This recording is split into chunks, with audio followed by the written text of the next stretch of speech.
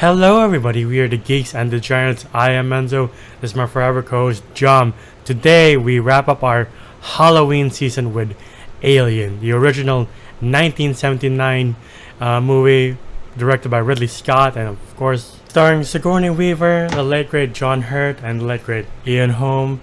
This is a classic and everybody on YouTube has said everything that is to be praised about this movie, but we're here to do our second take on this first of all and to give it more praise as because this movie has innovated sci-fi horror for the better and started a franchise that may have ups and downs but is currently on the up and up for now. But yeah, for those coming here for the first time, Jum, how did you get introduced to Alien? Damn, I don't really remember anymore. I do remember I had like a little bit of a phase of like, I saw Prometheus and then I was just like, oh, okay, you know what? I'm gonna just give the whole Alien verse a shot. I watched like Aliens first when I was a kid. Okay. And I kind of forgot like, hey, there's actually an Alien movie before that. And I was like, oh, there was just one Alien. And I think I watched it either within my teens or through the pandemic. I'm not so sure anymore, but like after that I really was like a very big fan of the Alien franchise, especially the Predator ones. Like I was just trying out all kinds of just like any Ridley Scott, any sci-fi, Blade Runner, and it was just all of those shit in one go within like some point in my life, and Alien was just part of that. And not gonna lie, I have to admit, I haven't seen Predator Badlands yet, but so far Alien has been like the tippy top of like my like sci-fi monster. Like, Yeah. which would I prefer? Would it be like the Xenomorphs or the Yotja? I would prefer the Xenomorphs. Yeah, I watched this probably 2014 just because I've heard so many good things about it, and like we had a DVD of it. Strangely enough, I just never touched it. So I watched it and I was like, how terrifying can it be? And then the chest burster scene greatly impacted me. I was like, what the fuck did I just see? But yeah, going right into it, I still love the designs, the practical of like stage designs, like the analog sci-fi horror. Like I like old I tech love and that. sci-fi. Yeah, where they have like a full-on just clacky clack keyboard on a sci-fi spaceship that's supposed to be 500 years of our own timeline, and I just love that. And they have like the really old, just like dot matrix, just like Yeah, like seeing the halls or like seeing them communicate with Mother and that clackety computer. It's just so cool seeing it.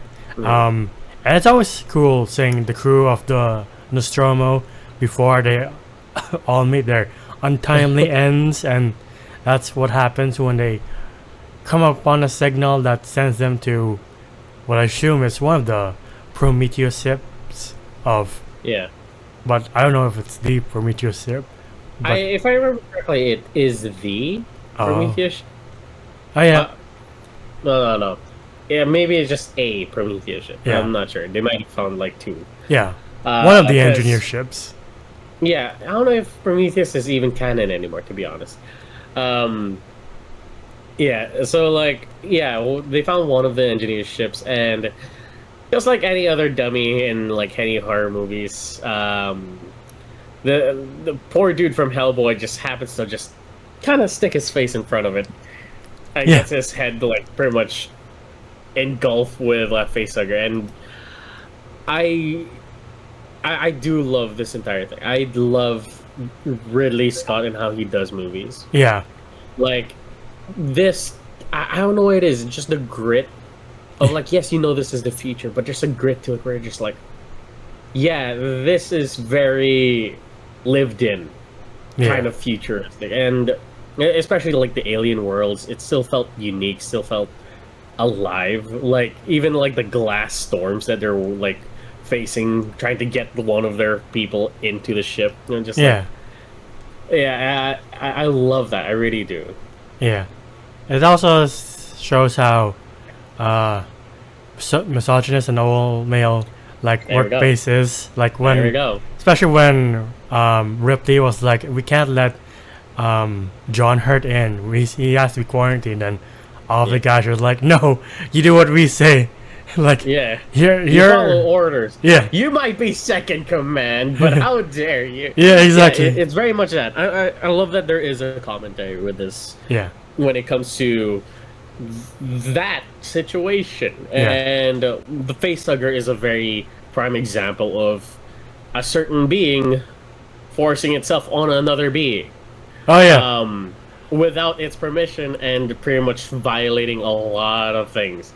And it is a very powerful kind of message that, hey, it's happening to the guys as well. And Yeah. it's a very perverted kind of thing that happens, and it's just like, hey, it's in a way of like show some empathy. 'Cause Yeah. this is kind of what, you know, that's the kind of process it goes through. And I'm like, yeah. And by the way, if we say anything wrong here, correct us in the comments. Yeah, but like it doesn't also help that these creatures are designed by H.R. Geiger, which adds to the grittiness. Like when the facehugger like latches itself onto poor John Hurt, you're just like, I don't want to even touch that. Can you not touch it? Let's leave it alone. And then what happens to poor John Hurt after in that scene that nobody was warned about, the chest burster scene, and all of the reactions are just genuine. Of like, what the fuck did we just see? I don't know if that's real. I'm so sorry, like them not, because if you think about it, like how did they set up the whole chest burster scene without setting up? Surprise, surprise, surprise. I mean, this is on the age where they hid I am your father very well, so I'm not surprised that they hid as well. Okay, got you. But yeah, I don't know, like, because when they say like, oh, when the thing came out, these were actual reactions, reactions, and I was just wondering, I was like, what, you guys didn't see the guy strapping the little puppet into the dude's chest? I guess not. They're just like, we'll meet here, and action. Bullshit. I say it's just novelty. But anyway, I won't ruin the magic for everybody. Alright. But yeah, and then you meet the xenomorph, this hulking creature. Like, it's still perfect to look at, whether it's CG or practical, like in here. The thing is still intimidating as fuck. Like, the first kill on the guy with the cat, looking for the cat, and the cat's just like, I don't want to go near you. There's something much worse here. It has acid for blood. Let's not fuck with that. Yeah, first time watching this, I was like, y'all better not hurt Jonesy here. Right? He's just innocent. Please leave the cat alone. But yeah, there's a deleted scene of where, or an extended cut where the thing is just hanging like some bat from the ceiling before it strikes, and you're just like, oh, it's just there. And I like it when horror, when there's no cheap jump scare, scares for horror, it's just there. Like, you turn the corner, you're like, oh, okay, you're just standing there. Like how they revealed the child in Alien Romulus, where you turn the corner, you're like, oh fuck, what the fuck is staring at me? Why does it look so creepy? Yeah. I do love that. It's just like, and we are in a day and age of like, oh, everything's practical, everything's, and I love it how they kind of like did the whole ship to give it that kind of uncertainty where there are like loose wires from time to time. There are little corridors and nooks and crannies where you're like, you wouldn't bother to just like peek in. Yeah. And you don't notice like a tail kind of just moves, and it was like, oh, I thought that was a wire. Right. Like, I love that. Oh, it's a living being. Jesus. Yeah. I like how they also introduce the concept of like the androids are also a threat, because it just does whatever Mother says. When Mother says crew is expendable, he's like, okay, I guess y'all can die because I don't give a shit. And that reveal is still haunting when you see Ash just sweat, but it's like fluid. You're like, what the fuck are you? Yeah. It was just like, I was like, wait, well, something's up with you. Like, yeah. like, even I don't know what's up with like androids in the alien universe where they're all just kind of slightly psychopathic. Right? You know, like in Alien Earth, there's that one dude who's just like, yeah, there's something up about you. You don't do anything. You're just creepy. Yeah. Like he's just a pervert. Right? Well, this one is just like, yeah, like he's very detached from the crew. He's very quiet. He's very nonchalant about everything, and you're just like, something's up with this dude, and we find out why. The dude's a drone. Yeah. And it's. I still love the scene when he's like, can't lie about your chances, but I wish you all the best. And he has that shit-eating grin, and then they set him on Yeah. fire. Like, one time. Deserved. Yeah. Yeah, I do love that scene where they're like, "Hey, we kind of have to like, we don't have any other choice. We have to like eject this thing out because we don't fit in the escape pods. It can only hold four, which is such a weird thing. I'm so sorry, but like, when you have a crew of a certain number of people, wouldn't you have escape pods that would accommodate those people? I mean, you already know William Yutani, the company, is very tone deaf. So you're Right. like, yeah. Yeah, It exactly. was like harness. Why do you need a harness working at heights? You know? Right? Yeah, it's like that kind of company. But good point. Yeah. But yeah, so they kind of have to eject the thing because they can't fit in the escape pod. So poor dude has to like crawl in. I don't think this was OSHA certified or any way like part of training where they're like, yeah, go inside the really tight space with a flamethrower and just get it, you know, just get it. He's just like, okay. Turns around, thing comes out, and it was like, oh well, there he Yeah, goes. just jazz There hands. goes your flamethrower. Yeah, exactly. I do like the self-destruct sequence because it just adds tension of like, oh shit, it's about to blow up, and there's a xenomorph, and Ripley just has to scramble, and like that last bit of tension when you realize like when she's like shuffling through things and the xenomorph just falls like you're like in real life, like when you're looking for something and like a cockroach just lands in your hand, you're like, oh shit. Just like I do get what you mean. Yeah. Yeah. Like you think everything's good, and then you just see like the little thing like moving. We're like, oh shit, Yeah. it's in here with us. Right?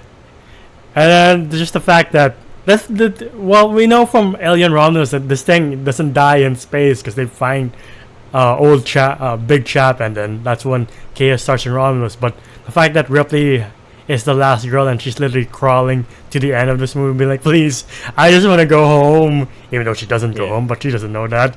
But she's like, I just want to give me a fucking break, and eject it to space. And you're like, I guess audiences back then were like, I guess that's the last of this. We'll see. And thankfully, not, because again, it's a pretty good franchise. Yes, ups and downs aside, I still like the start and where we're heading now. I want to see a continuation of this modern franchise now, or this franchise Agreed. modernized. Yeah. Anything else to add for Alien, the original Alien? No. If you want any more thoughts, you could watch our old video. Yeah, but yeah, what would you rate Alien 1979? I'll grade Alien 1979 a 9 out of 10. It is a really good movie. Like, when it is a bit jarring when you watch Aliens first, then the first movie. Yeah, It's kind of like a great introduction to the alien world, but you forget like how much of a unit one alien is, yeah, especially in a enclosed space with people who are very ill-equipped. Like it's not like an animal where you're like, okay, maybe we could just like tie a noose around it and maybe we could control it. Here it is almost an unstoppable force. You make it bleed, it bleeds through your hull. You try to shoot it, you gotta have a higher caliber to get through its skin. yeah, It's just a lose-lose situation. It's to the point where you're just like, kind of like Alien Isolation, or exactly like Alien Isolation, where you're just hiding. yeah, That's all you could do. And if you got a gun, great, you got a distraction. You ain't killing it, you know. and that's pretty much this entire movie. And I love. I want more of this. And Alien Romulus did such a good job at like giving it back to us, where this old analog, futuristic style that we're getting, especially Alien Earth, we're getting a little bit of that as well. Yeah. Where it's just the 80s, what the 80s thinks the future would be. I love that entire kind of aesthetic. That's why I love Blade Runner. And yeah, uh, and are we still in Halloween? Yeah, but when we release this, it's Halloween, like 31st. Oh, okay, Yeah. awesome. Yeah, I suggest watching Alien. Why not? It's a good movie. It's suspense, and like you get to appreciate just the practical effects of everything and like how they used to do things back in the day. Yeah. And yeah, it's a 9 out of 10 for me. I'll give this a 10 out of 10. Like the ship itself, it plays a big factor of like the tagline of "in space no one can hear you scream," because you can't create distance between you and the xenomorph because you're just in this tiny ass spaceship and you're in space, so you can't be like, you know what, I'm gonna move to a different country, and it's your problem now. Like it's not like a bear or tiger where like if I keep running it will get tired and I'll be good.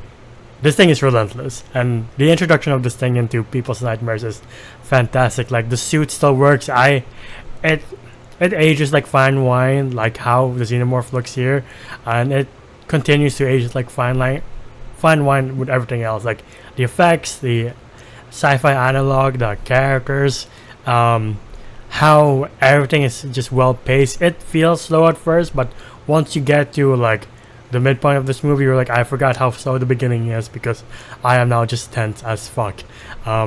Yeah, classic and timeless, and it's a perfect Halloween movie if you wanna watch horror with a sci-fi twist. That is the perfect choice in my opinion. But yeah, that's been our video for the original Alien. If you wanna see more of us, please leave a like, subscribe, and ding the bell icon to get notified of when we upload next. We're also on Spotify and TikTok to see your best and funniest moments. Spotify tears on the go.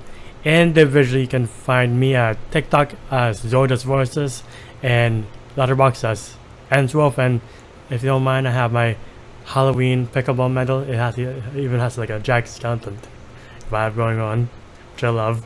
Perfect for this video. Proud of you, homie. And thank you. But yeah, where can they find you?